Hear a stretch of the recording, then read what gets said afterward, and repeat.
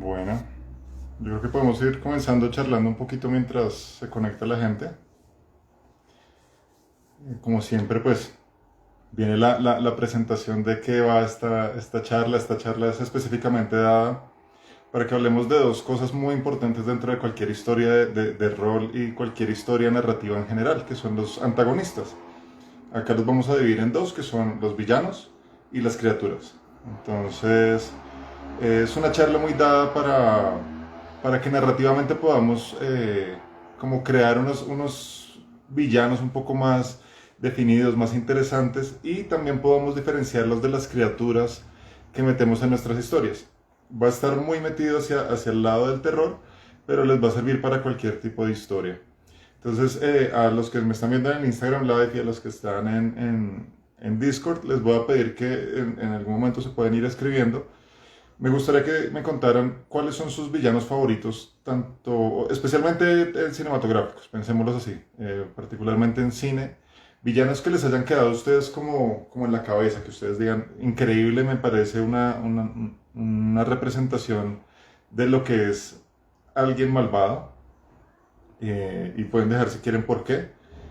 Y también de alguna criatura que hayan visto, hablemos específicamente en cine también, una criatura que les haya llamado la atención, que ustedes se hayan asustado cuando la vieron, que les haya parecido algo sorprendente. Con eso vamos charlando un poco sobre el tema y vamos hablando de esto. Entonces, nuestra charla se va a dividir en dos. Primero voy a hablarles de villanos y luego vamos a hablar de criaturas. Si tienen en la cabeza también algún tipo de criaturas de historias de rol o de villanos y tienen preguntas, también me las pueden ir haciendo que yo les hablaré. Por ahora, pues claramente voy a saludar a los que están conectados, que son en Instagram. Tenemos a Santiago, a Albus, a Ana Maricos, que también está en nuestro Discord, y acá tenemos a Sebas, a Cristian, a J. Oliver y a Vicky. Entonces, gracias siempre por el apoyo y por estar ahí. Bueno, ustedes saben que los villanos son generalmente los antagonistas de la historia. Son estas personas que van a hacer que los héroes la tengan difícil. Van a hacer que la historia se vuelva un poco más complicada, más compleja. Y casi siempre son como este momento final para la historia de algún héroe. Cuando llegan a encontrarse con esta criatura para, digamos, como acabar de una vez con esta contienda que había venido desde hace tiempos. Este antagonista tiene una característica muy interesante dentro de cualquier historia narrativa, y es que el antagonista define también el camino del héroe. Si el villano es alguien poderoso, el héroe lo va a hacer igual. Si el villano es alguien que se puede derrotar fácilmente, el héroe no va a tener un camino ni un desarrollo claro, y siempre va a tener que buscar un mejor villano. Ahí les explico, no es que el héroe lo esté buscando completamente, pero las historias siempre nos van a llevar a que haya este equilibrio de fuerzas, este equilibrio de personajes. Si hay alguien muy poderoso, siempre va a haber alguien también poderoso hacia el otro lado. Y vamos a tratar de llevar como este equilibrio. Esto funciona muchísimo en las historias de rol. A veces se nos olvida un poco a los narradores que los héroes que tenemos en nuestra historia, o por lo menos a mí me gusta siempre pensar que los personajes, así sean hacia el lado negativo, son los héroes de la historia, o los protagonistas, mejor, cambiemos la palabra. Que los protagonistas de la historia generalmente van ganando poder, y cuando van ganando poder, la historia también nos va creando unos villanos que van también ganando poder. Es decir, el mundo no se detiene ni se va a enfocar únicamente en la construcción de los protagonistas. La historia va pasando también. En algún lugar hay alguien que está teniendo una crisis en este momento, está teniendo algo que le está complicando su vida, está teniendo algún momento dramático que va a transformar toda su vida. Y en unos años vamos a tener un nuevo villano. Y esto va a pasar todos los días. Entonces, esta construcción la debemos tener siempre en mente cuando estemos creando historias. Ahora, les voy a dar como algunas guías que tengo, sobre todo de lecturas que he hecho, de videos que he visto. Particularmente Stephen King me parece que es alguien que sabe, es más hacia la parte estructural de la narrativa, digo yo, de cómo crear estas criaturas y cómo crear los villanos. Pero también viene una parte de la poética que en algún momento han escrito distintos autores. A mí me gusta muchísimo Edgar Allan Poe, así a muchas personas no les llame tanto hacia el terror, porque su construcción realmente tiene varios matices sobre esto. Y para construir un buen villano, entonces me baso en muchos de estos escritores para poderles dar algunas pautas que espero les funcionen. Lo primero es que recuerden, los antagonistas, los villanos deben tener conexión directa con los héroes. Directa me refiero a que debe haber algo en su vida, algo particular que los va a unir. Si tenemos en nuestra cabeza, no sé, pensemos en Lex Luthor y Superman, siempre nos cuentan pedazos de la historia donde uno tal vez está celoso porque el otro lo tiene todo, porque llegó básicamente con todos los poderes y toda la capacidad, y esto va haciendo que él, como en su condición de humano, empiece a ahondar y a entender y a aprender y además como a transformar parte de su psique porque quiere demostrar que los humanos podemos ser aún más sabiendo que no tenemos las características de un extraterrestre como Superman. Pensemos en eso. Pensemos también en el Joker. El Joker también es una construcción, si lo pensamos, les digo cinematográficamente porque son referencias más sencillas. En el de Nolan, cuando está el Joker con el Caballero de la Noche, este Joker empieza a ascender porque resulta que Batman ya tiene amedrentada a todos los criminales de Ciudad Gótica. Todos están amedrentados, todos le tienen miedo. Si recuerdan, hay una escena donde él llega y están todos reunidos atrás de un restaurante y les dice que él sabe por qué salen solo de día y por qué se reúnen en lugares así escondidos. Y este Joker sale para mediar con el poder que ya tiene el héroe. El héroe ha crecido tanto que los villanos ya no son de su altura. Y llega uno con otra motivación completamente diferente para equilibrar estas fuerzas. Esta es la parte importante. En las historias de rol también tenemos que equilibrar las fuerzas. Hay que tener medida. A veces podemos desbordar fuerza contra los personajes que hasta ahora están desarrollándose y hacer que se frustren, porque les vamos a mostrar villanos que nunca van a poder derrotar. Y en la otra medida podemos darles villanos que tal vez los derroten muy fácil y va a hacer que se confíen demasiado. Entonces la medida justa realmente es donde podamos entender que se crea una trama, que se crea una tensión completa dentro de la historia. Otra cosa que a veces es un poco mal entendido respecto a los villanos es que creemos que no, que a ellos les vale nada, que ellos pueden hacer lo que se les dé la gana, que ellos pueden tomar decisiones y matar a quien sea y pasar por encima de quien sea. Y eso no es tan cierto. Casi todos los villanos que nosotros conocemos tienen una moral clara, tienen algo en su cabeza que es su código moral. Ahora, el código moral puede ser un poco trastocado, tergiversado de acuerdo a lo que nosotros consideramos como correcto, pero ellos sí o sí tienen su código moral. Ellos tienen algo en su cabeza que los está guiando. Vuelvo al ejemplo del Joker. El Joker tiene en su cabeza, pensando en la película, como les digo, para que tengan la referencia más clara, él no quiere dinero. Él quiere caos, pero él quiere caos encaminado hacia algo y todo el tiempo nos está llevando hacia algo particularmente y ese algo realmente es bajar toda la connotación que tenemos de un héroe. O sea, él quiere destruir toda la imagen de Batman, no quiere matarlo, quiere destruir esa imagen. No es que lo haga porque sí, él hace caos porque realmente está cansado de que exista alguien también. Y es un paralelo muy similar a lo que les decía de Lex Luthor con Superman. Él quiere bajar a esta persona que está en un terreno moral tan alto que quiere demostrarle que simplemente es una persona que está tomando la ley en sus manos. Así, de esta manera, tenemos que mediar también la fuerza con la que nosotros estamos llevando y entender cuál es la moral que va a tener nuestro villano. Hola, Fantasmanta. Hola, Vicky también, que está aquí en Instagram. Entonces, la moral es muy clara para estos personajes. El Joker, por ejemplo, no quería dinero. Nosotros podemos pensar que casi cualquier villano pensándolo como humano, va a querer algún tipo de poder o dinero y él simplemente quería demostrar que está por encima de todo lo que corrompe a cualquier persona y de tal manera que nadie lo podía entender y esa es como su gran particularidad y ahí viene la siguiente parte que es el trasfondo. Nunca se olviden de crear un buen trasfondo para un villano. Los villanos, así como los personajes, requieren un pasado que los llevó a lo que están haciendo ahora. Los villanos que no tienen ese pasado se vuelven villanos muy planos y son tan planos que no trascienden, no se vuelven memorables para una historia. Ese es un problema y se los digo porque a mí me ha pasado varias veces. Cuando no le puedo dar un buen trasfondo a un villano, muchas veces pasa desapercibido y a veces, bueno, narrativamente uno omite esto, pero un buen trasfondo va a permitirles a ustedes construir una historia real detrás de este villano que se vuelva memorable para todas las personas que están allí.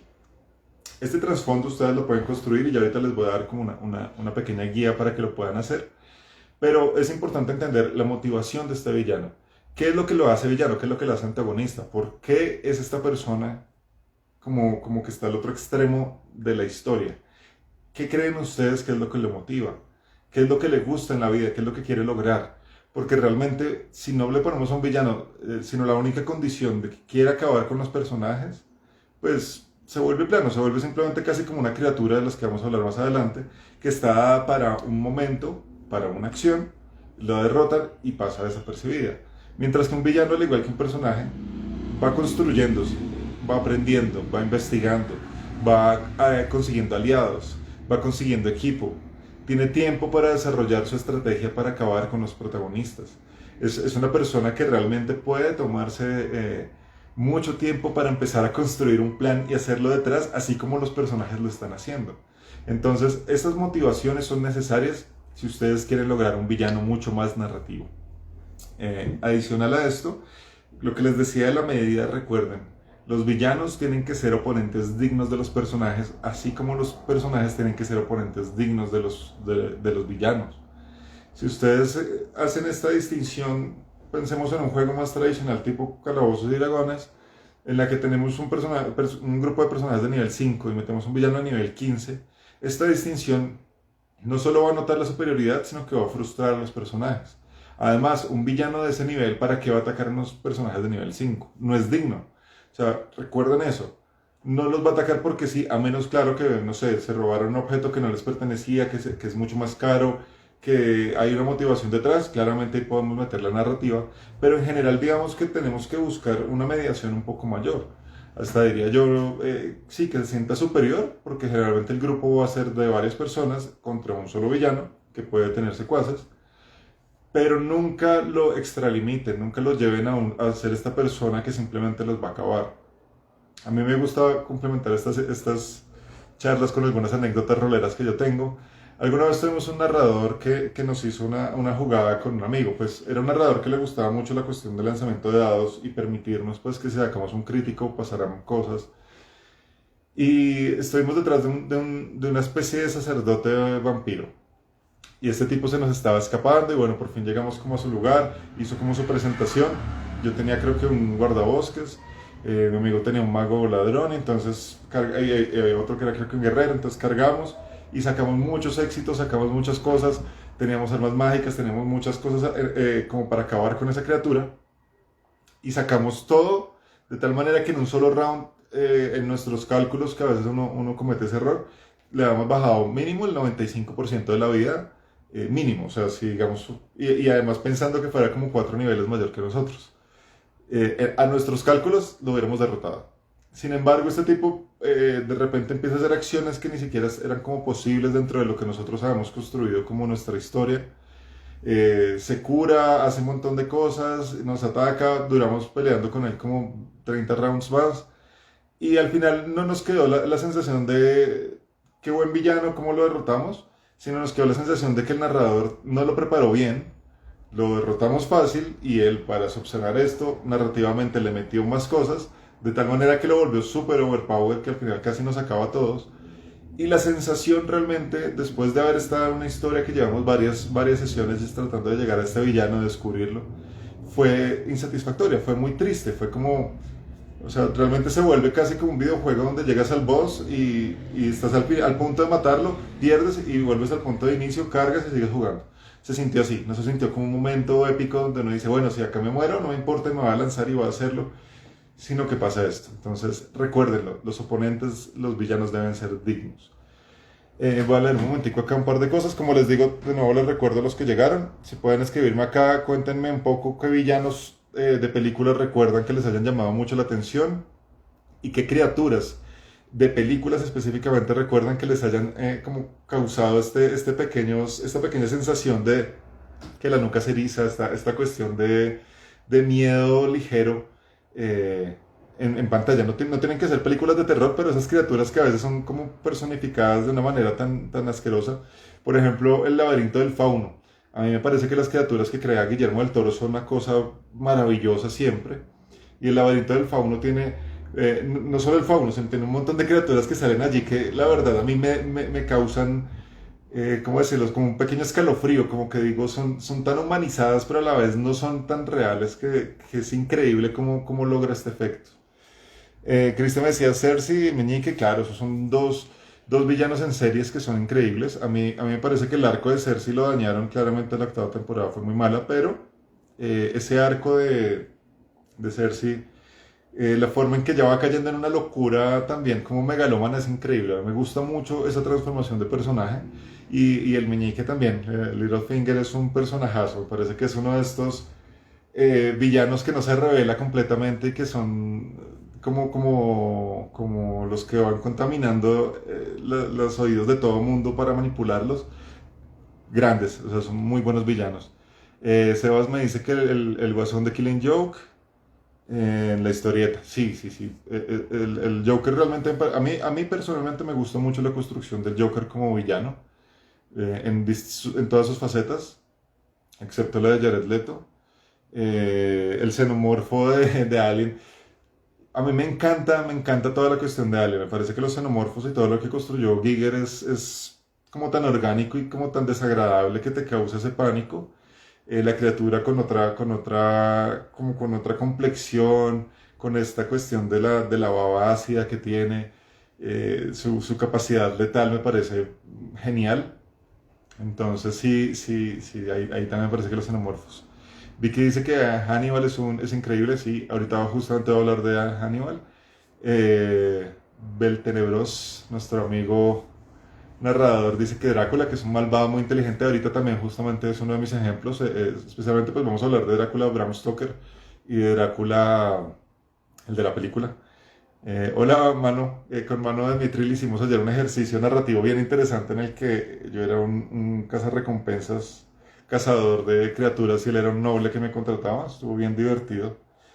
Y Fantasmanta me pregunta, ¿cómo se puede hacer para que los jugadores quieran acabar con el villano? Las motivaciones son importantes. Por eso les decía que hay una línea que una conexión que tenga el héroe con el villano. Puede ser por un agravio personal, puede ser por algo muy particular, como simplemente hicieron algo que le causó a él algún tipo de daño. Por ejemplo, un villano que no lo conocían y ellos llegaron, hicieron todo el saqueo típico de los jugadores en una mesa, robaron cosas, pero resulta que dentro de eso era el tesoro de su vida, era el tesoro de sus padres para esta persona, que no era un villano realmente, simplemente era alguien que tiene capacidades, imagínense, no sé, un guerrero, un clérigo tal vez, y que tenía esto oculto en algún lugar, se lo habían robado unas criaturas y luego los personajes llegaron a robárselo y esta persona simplemente pierde la cabeza, poniendo un ejemplo muy sencillo. Las motivaciones cuando unimos estos pequeños hilos narrativos entre dos mundos, que son el villano y los personajes, nos van a permitir que ellos tengan esa motivación de querer acabar con él.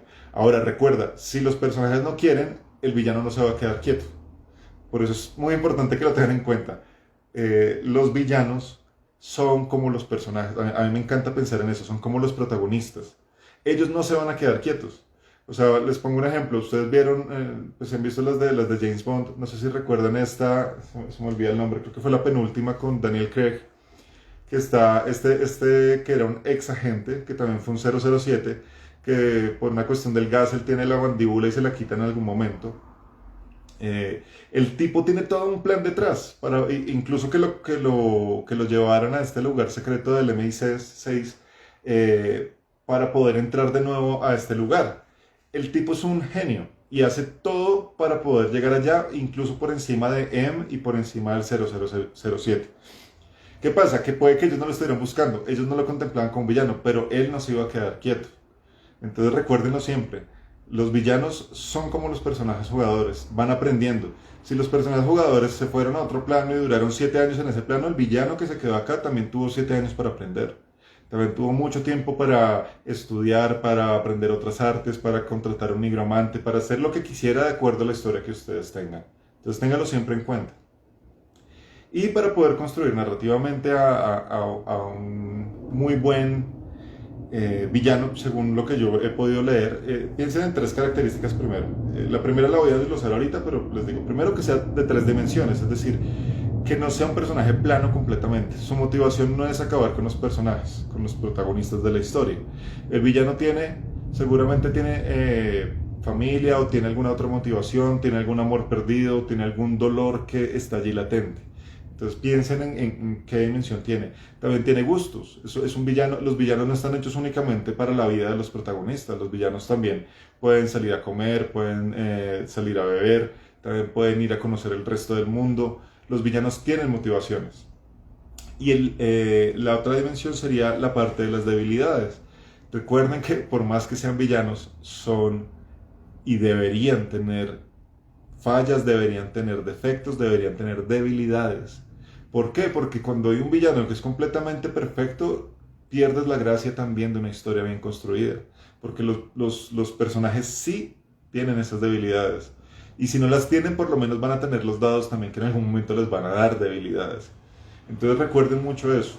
Construyan también los villanos tanto con alguna característica como con una característica superior como con alguna debilidad. En mi caso, por ejemplo, a mí me gusta mucho construirles características pensando en que la mayoría de mis villanos son medio megalómanos, darles cuestiones con el ego. Entonces, a veces, si les hablas de cierta manera, los villanos se vuelven hasta queridos con los personajes. Y me parece a mí una construcción tan divertida porque muchos de mis villanos, casi siempre los personajes terminan hablándoles como si fueran amigos. Y es simplemente porque ellos son como con esta cuestión del ego, que si les hablan bien y que si les respetan, pues ellos los van a escuchar. Ellos no son simplemente dementes que quieren acabar con la vida de los personajes.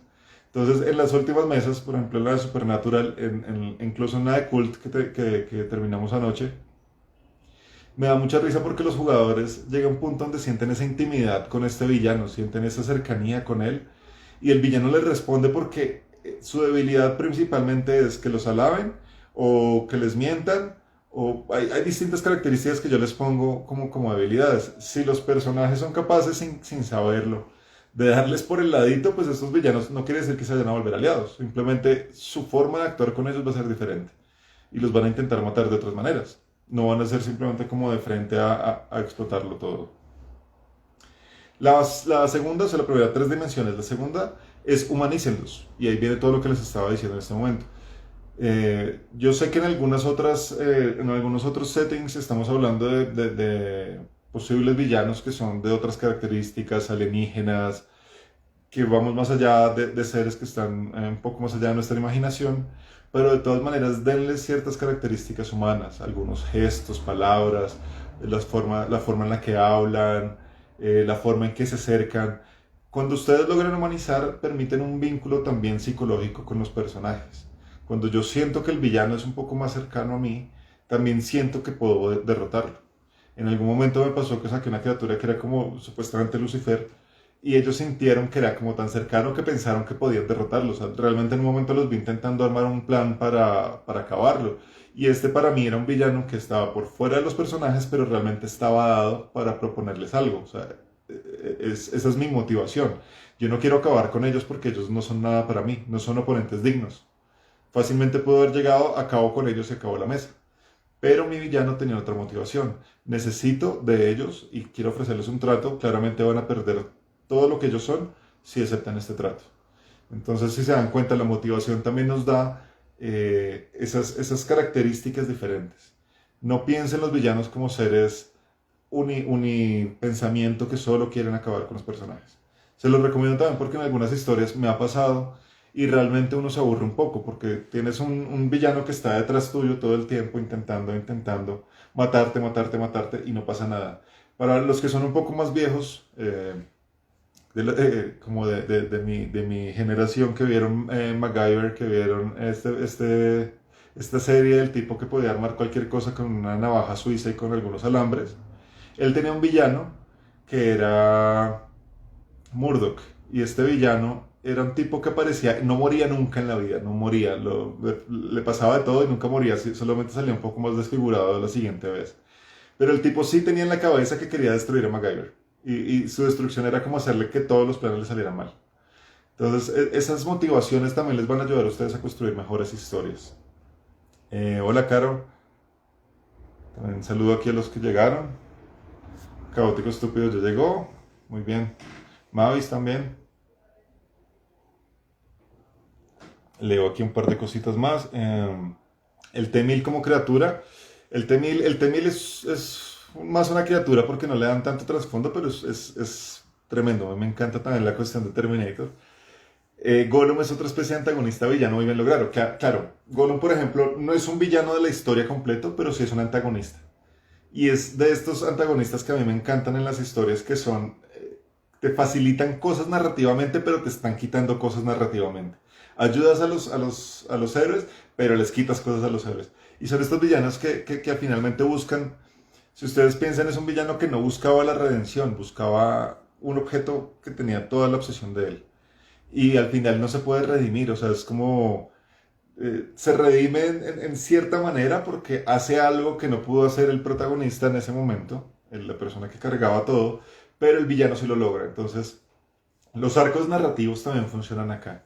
Los villanos nunca se van a quedar estáticos. Recuerden que esto es para historias de terror y algo que yo les decía la charla anterior era que los villanos no, perdón, las historias de terror son como un filtro. Y me encanta siempre pensar en estos. Imagínense si alguna vez han estado en una casa como medio abandonada, sucia, donde hay estas telarañas que uno no alcanza a divisar y uno pasa y siente que se le pegan y dura mucho rato tratando de quitárselas. Así debería ser cualquier historia de terror, pero como imagínense esa sensación 15 veces más. Porque cuando ustedes entran en una historia de terror, no deberían ser las mismas personas que cuando salen. Debe cambiar algo en ustedes. Primero, posiblemente un poco de paranoia, debe cambiar un poco la forma en que ven a los demás, la desconfianza, la forma en que se expresan, la forma en que actúan, se vuelven más cautelosos. Las historias de terror, y pensando en personajes, deben transformarnos. Pero ahora piensen ustedes que los villanos casi siempre viven su propia historia de terror por muchas cosas. Y esto los va transformando. Entonces los arcos también existen. Creo que los arcos, mis arcos favoritos narrativos, súper románticos, súper cliché en muchos aspectos, que era lo que hablaban ahorita, es Drácula de Bram Stoker.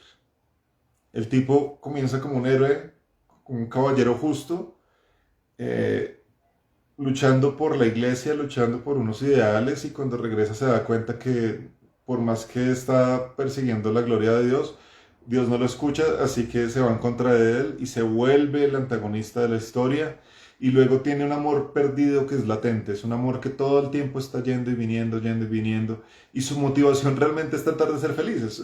Suena ridículo, pero lo que quiere Drácula es volver a estar con su esposa y tener su final feliz. Su final de soy un caballero, finalmente me puedo ir a mi castillo, quedar con mi esposa, tener mis hijos y que todo salga así. Piensen igual la época en la que se escribió y los ideales que había en ese momento. Y al final tiene su último momento de redención. Y toda la historia, vamos viendo un Drácula que nos va llevando y viniendo. Por eso detesto un poco las historias tipo Crepúsculo y estas series de vampiros, porque siento que pierden como todo ese misticismo de lo que es un vampiro realmente, esas motivaciones que van más allá de la muerte, que realmente lo valen y por eso es que son seres muertos en vida. Entonces va eso. Y la tercera cosa, para que la tengan muy en cuenta siempre, casi todos los villanos son inteligentes, son más inteligentes muchas veces que los personajes. Tenemos a Hannibal. Hannibal es un genio, es un maldito genio, es un manipulador que da miedo. Es un tipo que tiene un conocimiento de la psicología humana, es un tipo que tiene el conocimiento de la medicina, pero es un tipo que además sabe manipular completamente a la gente. La serie a mí, por ejemplo, me pareció increíble porque Mads Mikkelsen me parece un actor que es perturbadoramente increíble, el man, el tipo es tremendo. Y en la serie muestran cómo es este villano que va haciendo todo este arco, toda esta cuestión de manipular y va llevando al héroe de la mano de él. Si no la han visto, se la recomiendo, por lo menos la primera temporada, véanse la que es muy buena. Si no han visto, véanse las películas y en últimas también léanse los libros. Chao, mano, que estés bien. Entonces, piensen en eso. Christian dice, el arco de Jaime Lannister era de redención y tendría que haber matado a Cersei. Sí, claro, o sea, no contemos, vemos que así como no existe Calabozos y Dragones cuarta edición, no existe la octava temporada de Game of Thrones, pero Jaime Lannister tiene también un arco de redención increíble. Piensen que él comenzó como un tipo de esta familia que tiene poder, de esta familia que no le importa nada para llegar arriba, amante de su propia hermana, y poco a poco, al estar como al otro lado, al caer preso, al perder su brazo, él va entendiendo un poco más el mundo, al ver a Brienne y darse cuenta cómo es alguien motivado, como es un héroe que está motivado únicamente por la rectitud y por el camino que escogió seguir, él como que vuelve a eso y empieza como a cambiar. Esos son unos arcos de villanos bien divertidos realmente. Entonces tenemos esas tres cosas que les estaba diciendo. Tres dimensiones, humanicémoslos y démosle intelecto. No tengan miedo, los villanos tienen intelecto. Ahora recuerden, y esto es muy importante para los narradores que escuchan, los villanos no saben todo lo que los personajes saben, o sea, los villanos no saben todo lo que el narrador sabe. Sé que es difícil hacer la distinción, pero no hagas trampa así como tú no esperas que los personajes no te hagan trampa. Y digo que es hacer trampa porque fácilmente yo sé que mis personajes tienen resistencia a esto y tienen esto y tienen esto. Y entonces yo digo, voy a ser un villano. Y eso realmente es hacerlo, ¿cómo decirlo? Es hacerlo como con el ánimo simplemente de entorpecer el camino de un héroe. Y no lo hagas así. Constrúyete tu villano como lo tienes en la cabeza. Hay un par de escritores que dicen que prefieren crear primero su villano antes de crear al héroe de la historia, hablando de escritura. Y eso me parece tan significativo porque el villano te crea todo un trasfondo, te crea todo un ambiente, por qué él es esta persona, por qué está haciendo todo esto, para que luego surja un héroe que realmente va a estar a la capacidad de enfrentarlo. En una historia de rol podría ser similar. Piensa en quién quieres meter, en quién quieres crear, perdón, quién quieres que sea esta persona que lleve este estandarte de soy el malo de esta historia, cuáles son sus motivaciones y luego ya empiezas a crear los personajes.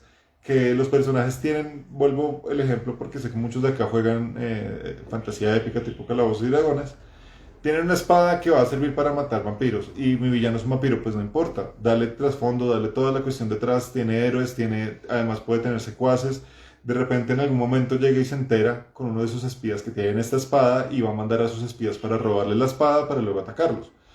Pero recuerda que tiene que estar a la medida, no lo crees antipersonajes, o sea, no lo crees como blindado para cualquier cosa.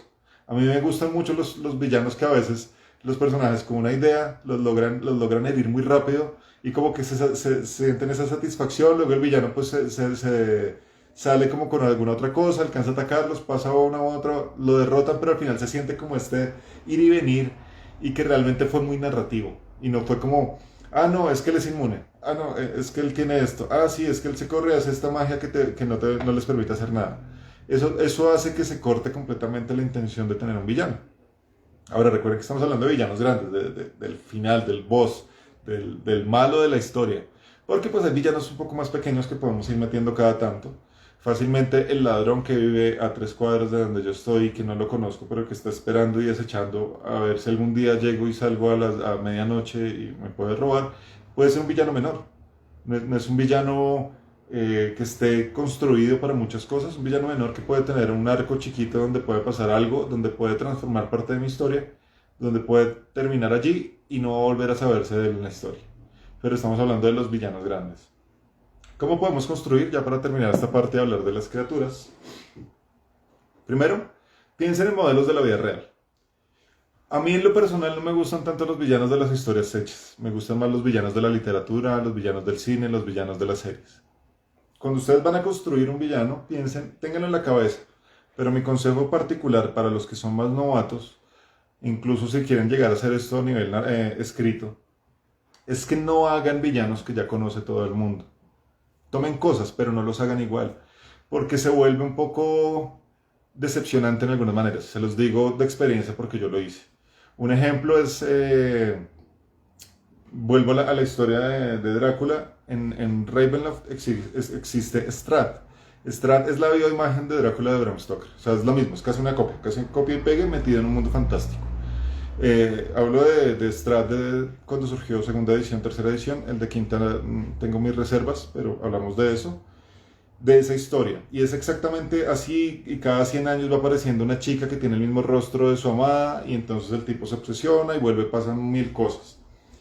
Al comienzo cuando yo narré, pues creo que alguna vez lo metí porque lo apresuré, porque quería sacar uno de estos villanos grandes que estaba en el libro, y yo decía, sí, quiero que lo conozcan.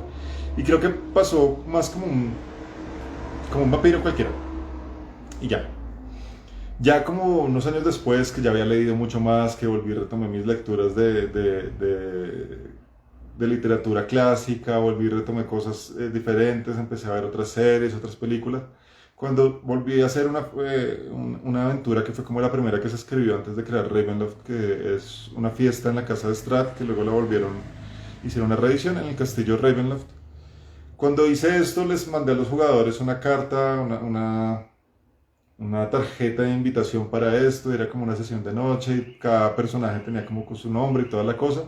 Y cuando lo pude representar, creo que se llevaron la mejor impresión de este Strahd, que era más Drácula, más como con toda su elegancia, como que pertenece a otra era, pero trata de mantenerse actualizado y va llevando a esto. Pero al comienzo como me apresuré no fue tan divertido. Entonces, si les digo, eviten un poco ese cliché, porque realmente uno va a esperar lo que vio, uno va a esperar ese villano que vio, y eso va a decepcionar un poco. Por ejemplo, estuviéramos jugando, no sé, por ejemplo, yo siempre les digo esto, jugamos Alien y me dicen, ¿puedo ser Ripley? Y yo les digo, no, porque Ripley es Ripley, o sea, vas a hacer una versión tuya de Ripley y no va a ser divertido. Haz mejor una versión de alguien con algunas características que tiene Ripley y darle todo tu sello. Y así mismo con los villanos. Por ejemplo, los aliens son criaturas. Ahí yo no tengo ningún problema en tratar de representarlos tal cual está en la historia. Pero si yo fuera a sacar a David, a este villano, a este androide que está allá, realmente no va a ser tan fácil llevarlo. Pero puedo construir otro androide que tiene también las mismas características, por lo menos de manipulación, de intentar llevar la historia así, de traicionarlos, pero a mi estilo. Y seguramente en ese momento va a funcionar mejor. Lo segundo es que se pongan en los zapatos de los villanos. Recuerden algo, hay una cosa que me fascina mucho del rol y es que el rol permanece uno como metido en el cuento mucho tiempo. O sea, uno le puede dar como largas a las historias después de un tiempo, porque finalmente todo es imaginación. A mí a veces me gusta pensar, bueno, para la próxima mesa voy a meter un villano y lo noto por aquí en algún lugar y estoy trabajando y de repente me acuerdo de algo y lo noto. Veo alguna película y voy anotando algunas cosas. Pero trato de ponerme en la cabeza de cómo sería este villano en la historia y me imagino cosas y digo, ok, si los personajes llegan y hacen esto, no, este man no podría hacer esto, este tipo no podría hacer esto. Esta chica seguramente va a intentar seducir a tal o seguramente va a intentar manipularlos de esta manera. Y trato de ponerme en los zapatos de este personaje. Eso es importante que lo hagan los narradores y las personas que vayan a escribir. Incluso si ustedes quieren ser un personaje malvado, recuerden que el mal no es el mal por sí solo, el mal tiene una faceta grandísima para poder llegar allá. Y eso es lo que sigue, la motivación. No se dejen como enredar pensando que el mal es el mal por sí, porque sí, es hacerle daño a alguien más. Eso no es ser un personaje malvado. Malvado puede ser por muchas otras cosas. Hay muchos tipos de trastornos mentales que puedan llevar a esto. Hay muchos tipos de personas tan trastocadas en su cabeza que van llevando este tipo de maldad. Entonces el arco puede ser grandísimo, el arco de opciones puede ser muy grande. Así que tratan de no irse solo por el cliché, sino qué lo motiva, por qué es malo, por qué está haciendo esto. La frase del Joker en la película que me encanta es, yo solo soy un perro persiguiendo la rueda de un auto, no sé qué voy a hacer cuando lo logre. Eso es un villano que está dado hacia el caos. Él no quiere matar a la gente porque sí, él no quiere ser un despiadado asesino. Él simplemente, y realmente si había una motivación, su motivación es, acá está Batman, acá está el resto del mundo, voy a demostrarles que Batman está por debajo del resto. ¿Y cómo lo voy a hacer? Voy a hacer que el tipo tome malas decisiones, voy a mostrarles que el tipo no es capaz y que sigue siendo un humano. Voy a desmitificar el hombre murciélago para que se vuelva un humano. Esa es una motivación clarísima de un villano. Los villanos pueden tener distintas cosas, pero como les digo, pueden ser genios. Hannibal, por ejemplo, ¿cuál creen ustedes que es la motivación de Hannibal? Si quieren comentarme por allí para que podamos charlarlo. Pero piensen qué motivación, qué es lo que lo lleva a él, qué es lo que él quiere lograr. ¿Quiere ser el mejor psicólogo del mundo, el mejor psiquiatra del mundo? ¿Quiere acabar con todos los detectives que lleguen cerca de él? ¿O qué es lo que quiere hacer él? ¿Cuál creen ustedes que es esa motivación? Y el último punto para cerrar ya con los villanos es que recuerden que los villanos tienen, como son intelectuales, como tienen la cabeza muy llena de información, son capaces de manipular gente. Por lo tanto, recuerden que pueden tener secuaces, pueden tener pandilleros, pueden tener aliados, pueden tener incluso otro villano de amigo. Entonces nunca los dejen solos. Pueden tener estos minions detrás de él. que pueden ser estos que van a bajarle un poco la vida a los héroes para cuando lleguen a enfrentarlo a él. Es muy importante también que recuerden que estos secuaces tienen la misma motivación de él, de lo que él quiere. Vuelvo mi ejemplo con el Joker, ya que lo mencionaron acá, que fue importante. Recuerden la primera escena de la película. El Joker tenía secuaces, que todos iban a robar un banco, pero él no quería tener secuaces, a él no le interesaba. Entonces todos tenían una información que él les dio y todos tenían clarísima esa información. Cuando acabas tu tarea, mata al payaso que está al lado tuyo. Acabas tu tarea, mata al payaso. Y los iba matando a todos. Y al final, ¿qué pasó? Que él estaba metido allí porque él quería hacer la tarea completa y quería ser el que se robó el asunto y quería mostrar que él podía lograrlo. ¿Y que estaba robando? Estaba robando el banco de los mafiosos. Entonces, sí, hay una motivación clarísima, no es caos por caos. No robó una tienda en la esquina para mostrar que podía hacerlo, no robó un banco de un pueblito para mostrar que podía hacerlo. Robó un banco para mostrarle a los villanos que existe un villano que es mejor que ellos y para mostrarle a Batman que llegó un nuevo jugador al lugar y que le va a mostrar que él no es capaz de detenerlo. Entonces, para que lo tengan en cuenta. Ahí ya podemos parar un momento, seguiré con unas cosas de que quiero hablarles de criaturas, pero quiero leer qué tienen por decirme. A ver, el León Blanco, otro que era loco era el de Fuerte Tormento, se me olvidó el nombre, Ramsey. Uy, Ramsey es, para mí creo que fue de los mejores villanos de toda la serie de Game of Thrones. ¿Cómo se hace odiar tanto a una persona? Increíble. Christian dice, un amigo narrador que admiro mucho, dice que primero es el villano, los hace increíbles y después va para atrás viendo cómo llegó a ser villano. Sí, esa es una muy buena opción. Realmente es necesario tener ese trasfondo y entenderlo muy bien. En los videojuegos están los villanos de The Witcher, que son varios y bien dramáticos. Sí, o sea, la cuestión es que tengan ustedes referentes de distintos lados. No se queden con uno solo, sino vean, lean, conozcan muchos más.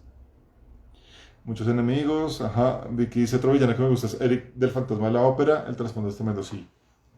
Me encanta también. Y el personaje de Barba Azul también es un villano histórico o Hitler. Claro, los villanos históricos también están allí. Piensen que realmente la mayoría de villanos como tal, los antagonistas, el antagonista que define al héroe, son humanos.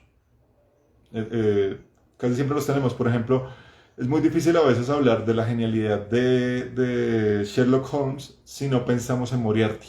Y Moriarty básicamente estaba a la altura de Sherlock.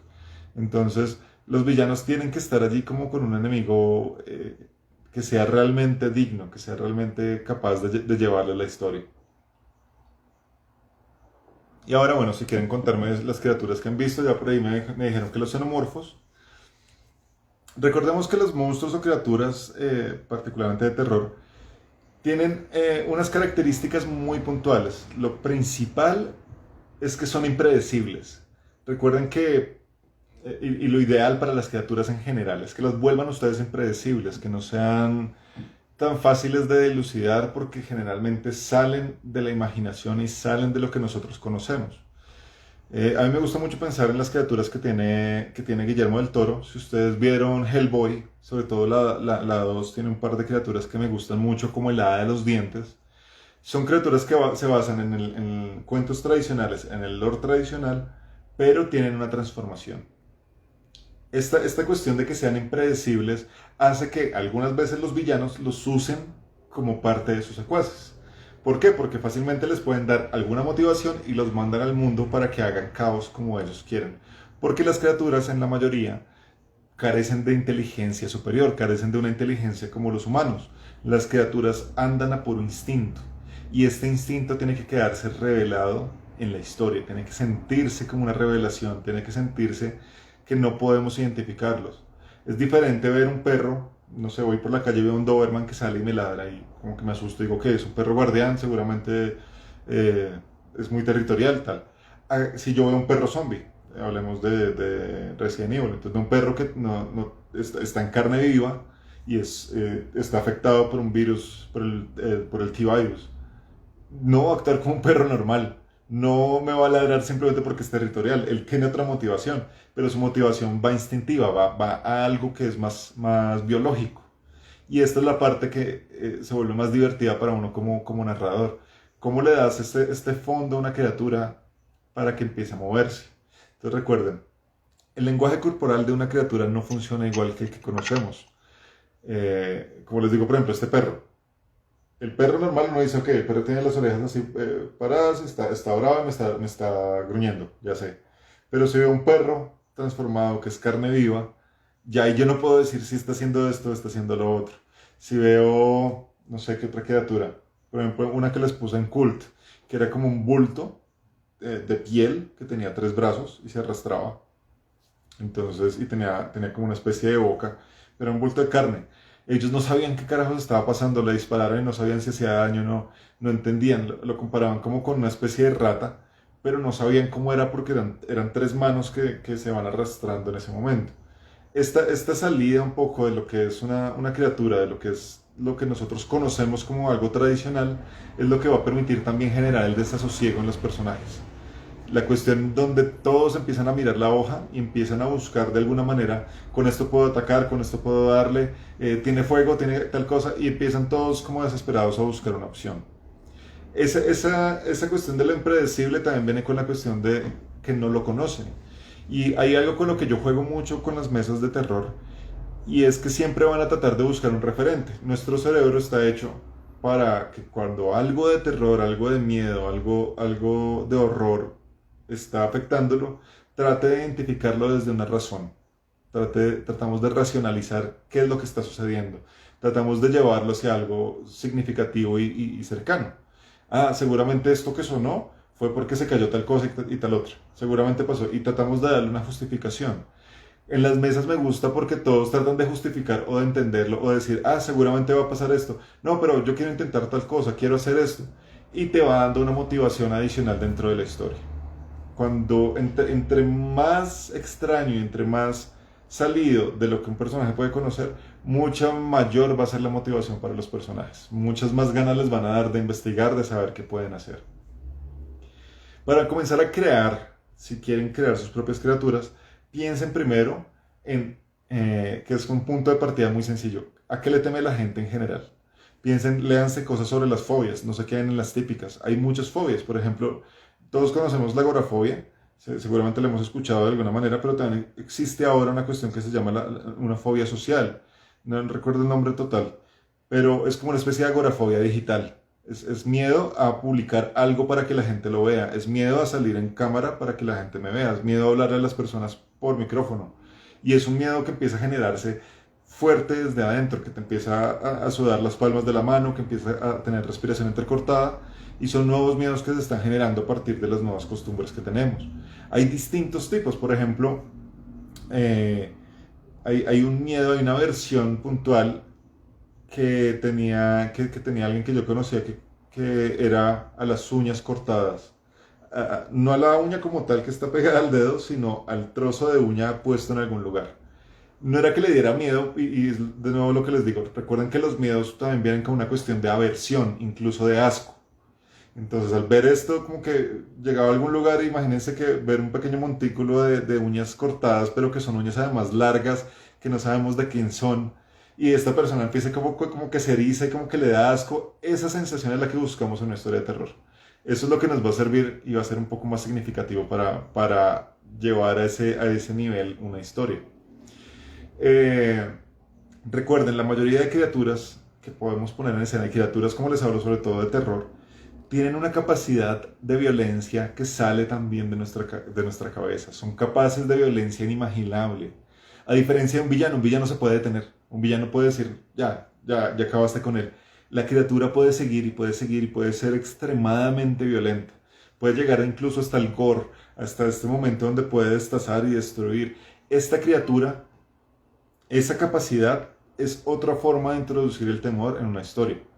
Cuando yo veo que alguien no es capaz de detenerse, sino que por instinto es violento y sigue y sigue y sigue y sigue, entramos como en un territorio de seguridad personal y de miedo y de qué voy a hacer para detener, qué voy a hacer para salvarme de esta situación.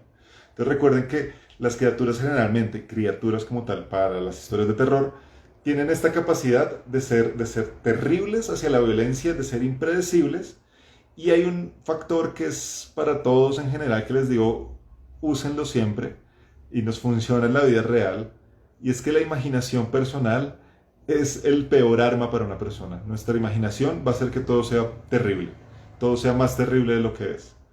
Y eso es una cosa que a mí me encanta. Por ejemplo, ayer en la historia apareció una criatura que vi que era desagradable, la puse en la historia, pero cuando apareció empezó a hacer unos sonidos de moscas, como zzzz. Y en un momento realmente se desagradaron tanto y les molestó tanto que me pareció muy chévere porque se perturbó toda la mesa. O sea, fue ni siquiera ver a la criatura que era horrible, sino el sonido empezó a generar esto. Pero es la imaginación de ellos que les va subiendo y les va subiendo el tono y le va subiendo el tono. Entonces, la imaginación personal es la peor herramienta, el peor enemigo que tiene un jugador en la historia de una mesa. Entonces, aprovechenlo. Y ustedes como jugadores, déjenlo ir. Dejen que la imaginación les lleve a esto porque les va a permitir saborear más la historia. Van a permitirse tener una historia de terror un poco más como a flor de piel. Van a tener unos momentos más memorables.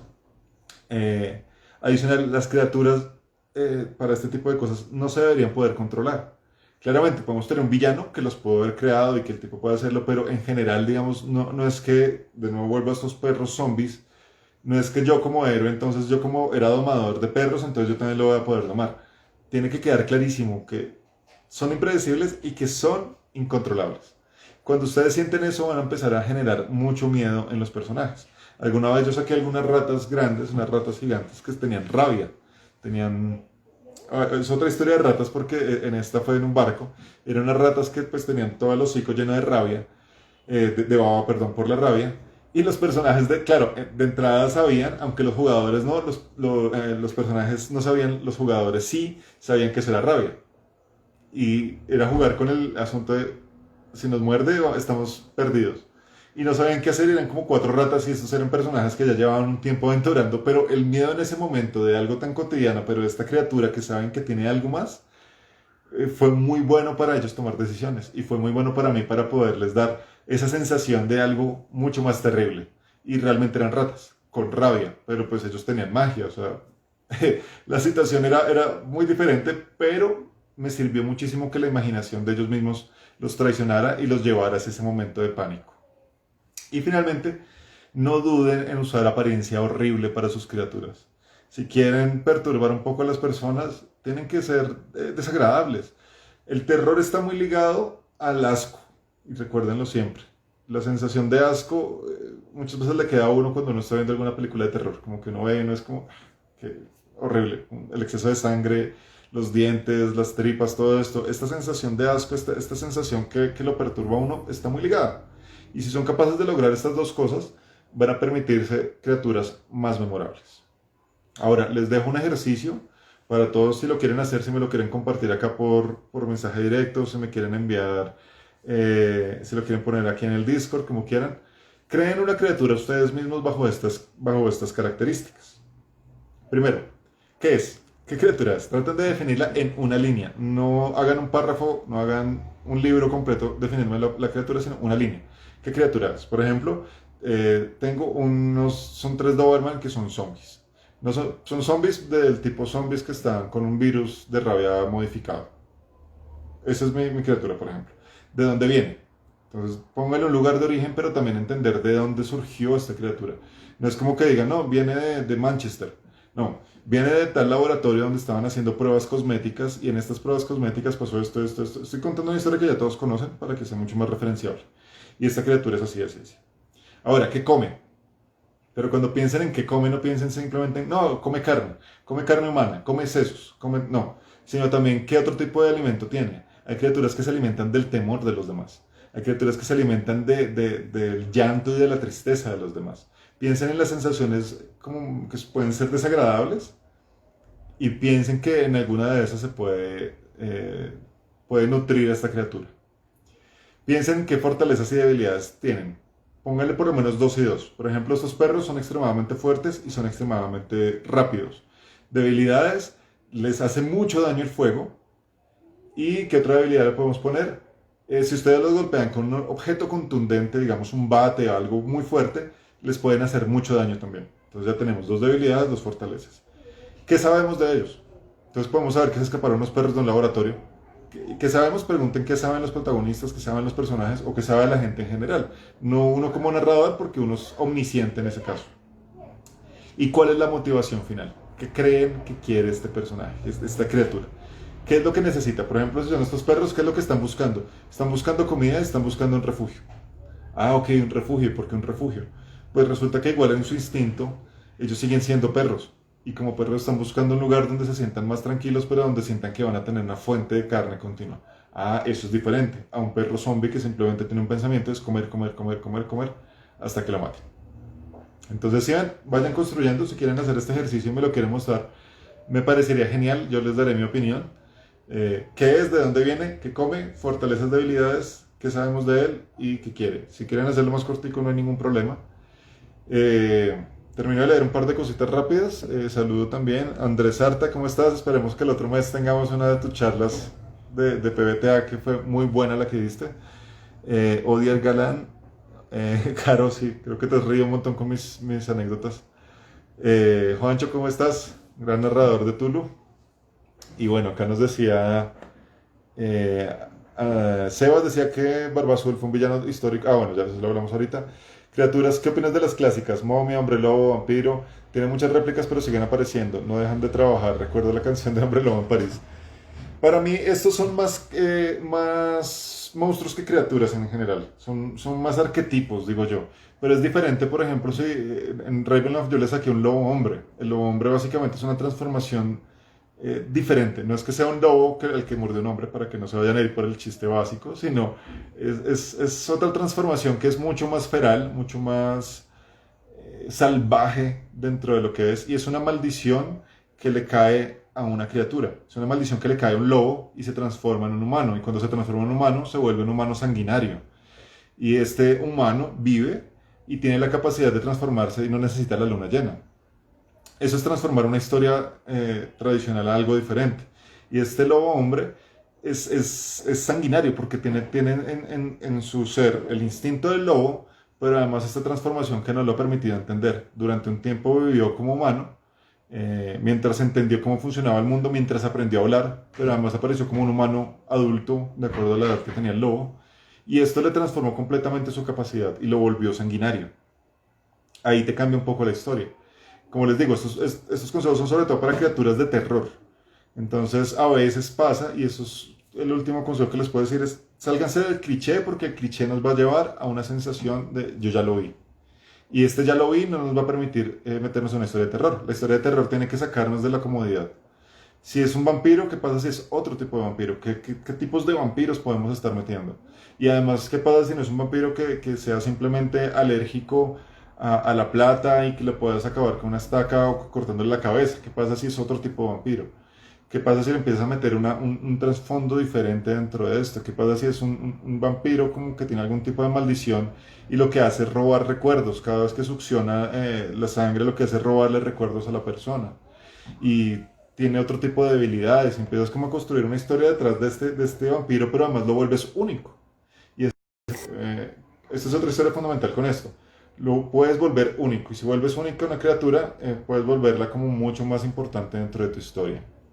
Mavis nos dice tensión y suspenso. Sí, importante mantener siempre el suspenso. Jugar con la imaginación de los demás es mejor que mostrarles la criatura en muchos aspectos. La peli Venom tenía conceptos y Venom tiene también unas cosas muy chéveres. A mí me gusta, esa película me gusta sobre todo por la representación de Tom Hardy. Creo que la hace muy bien. Y bueno, esta fue la charla que les quería dar. Villanos, monstruos para historias de terror. Espero que les haya gustado. Podemos hacer una después para villanos, para historias más generales. O criaturas para historias más generales. Esto es simplemente para que logren mover un poco las fibras de las emociones de sus personajes, de sus jugadores. Ayer creo que lo logré en un par de momentos narrando Cult.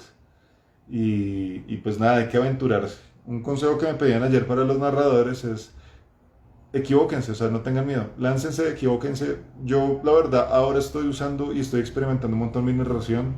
He hecho voces, cosa que no hacía antes. He usado un poco de sonidos, aunque la verdad, personalmente no me gusta utilizar sonidos, solo música. Pero pues los he usado por un par de momentos que creo que necesarios. Pero me he aventurado a hacer voces y en algunos momentos pueden sonar ridículas, pero en otros creo que suenan un poco creepy, un poco desagradables y es el asunto que quiero lograr. Entonces, bueno, nada, Muchas gracias por estar acá. Déjenme sus comentarios si les gustan estas charlas, si quieren algún otro tema para después. En serio, gracias por estar pendientes. Saludos a Aticos, que fue el último que se conectó. Los veo en la próxima charla. Y, y nada, en serio, gracias por ser parte de Rol en Casa y por su apoyo siempre. Hasta la